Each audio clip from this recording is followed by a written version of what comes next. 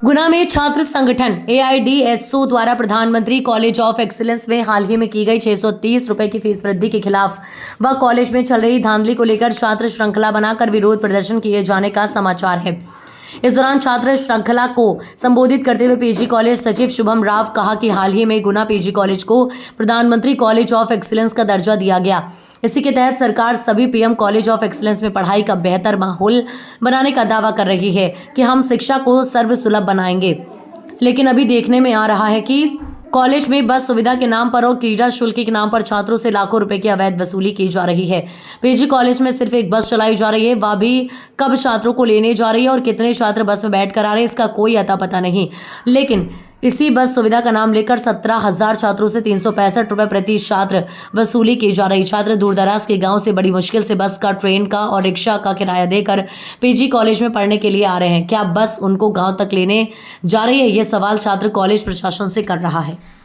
आज छात्र संगठन AIDSO के द्वारा पीजी कॉलेज गुना में हम लोग छात्र श्रृंखला बना रहे हैं, स्टूडेंट चेन बना रहे हैं। दरअसल ये पूरा शहर जानता है कि अभी छात्र पूरे गुना भर में आंदोलनरत हैं, जिनकी मांगे हैं कि पीजी कॉलेज गुना में भी 630 रुपये की फ़ीस वृद्धि की गई है।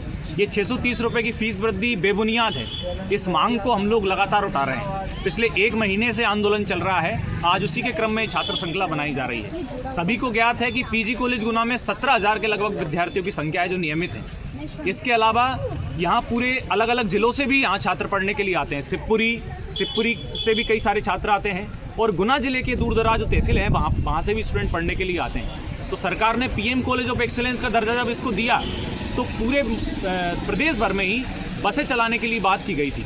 सरकार कह रही थी 1 रुपये की बस सेवा हम लोग शुरू कर रहे हैं। असल में ये 1 रुपये की बस सेवा ना होकर के 1 रुपया करके माने धूल झोंक कर बच्चों की आंखों में और करोड़ों रुपए कमाने की एक नई स्कीम साबित हो रही है। पीजी कॉलेज में 17,000 स्टूडेंट हैं, लेकिन बस संख्या है 1। क्या एक बस 17,000 छात्रों के लिए पर्याप्त है? ये कोई भी आदमी इसको माने जो अनपढ़ होगा, जो जानता नहीं है कुछ भी, वो भी बोलेगा कि प्रशासन सीधे सीधे छात्रों की आंखों में धूल झोंक रहा है। दूसरी एक बात है कि 180 रुपये यहाँ पर बढ़ाए गए हैं क्रीड़ा शुल्क के नाम पर, जो कि बिल्कुल बेबुनियाद है। पूरे साल भर गुजर जाता है लेकिन कोई खेल की गतिविधि प्रशासन आयोजित नहीं करता है। होता भी है तो जो अकेडमी के विद्यार्थी उनको ही भर्ती करके कहीं से एक कोई गेम करवा लिया जाता है। खेल के मैदान छात्रों के लिए उपलब्ध नहीं है, कोई खेल की गतिविधि नहीं है, लेकिन फीस बराबर वसूलेंगे। तो हम ये पूछना चाहते हैं कि शैक्षणिक संस्थान जो सरकारी हैं उनमें सुविधाएं देने की जिम्मेदारी किसकी है? एक लोकतांत्रिक देश में शैक्षणिक संस्थानों को चलाने की जिम्मेदारी सरकार की है और शिक्षा कोई कमोडिटी नहीं है। इसीलिए जो भी चीज़ें सुविधाएं आप दे रहे हैं, जिसका प्रचार जिस ढंग से कर रहे हैं, उसी तरीके से उसकी जिम्मेदारी, उसका आर्थिक जो भार है वो भी सरकार को निर्वहन करना चाहिए। इसी मांग को हम लोग उठा रहे हैं। क्या सरकार इतना नहीं जानती कि गरीब छात्र ऐसे पढ़ पाएंगे? हॉस्टल्स बंद पड़े हमारे, जो सुविधाएं देनी चाहिए थी वो सुविधाएं मिल नहीं रही है। ऐसे में सरकार फीस बढ़ाकर उन पर बोझ डाल रही है।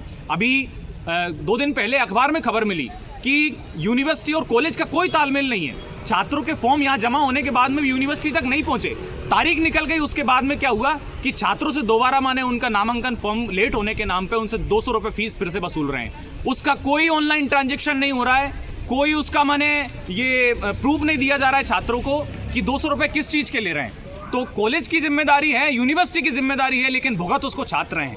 200 रुपये किसी मजदूर की दिन भर की मजदूरी होती है। तो हम लोग प्रशासन से और सरकार से कहना चाहते हैं कि खून पसीने की जो कमाई है गरीब आदमी की, उसको चूसना बंद कीजिए, छात्रों को ठगना बंद कीजिए। यही हमारी मांग है। हम प्रशासन को, सरकार को फिर कहना चाहते हैं कि छात्रों को ATM मशीन मत समझिए। आप अगर ऐसा करेंगे तो हम छात्र भी मिलकर दिखा देंगे कि आने वाले समय में इतना बड़ा आंदोलन होगा, आपको फीस वृद्धि वापस लेनी होगी। मेरा नाम शुभम राव। हम लोग कॉलेज के विद्यार्थियों मिलकर के ये आंदोलन आगे बढ़ाएंगे। हम शहर की जनता से भी अपील करते हैं कि इस आंदोलन को अपना भरपूर समर्थन दें। आपके बच्चों के भविष्य की बात है। धन्यवाद।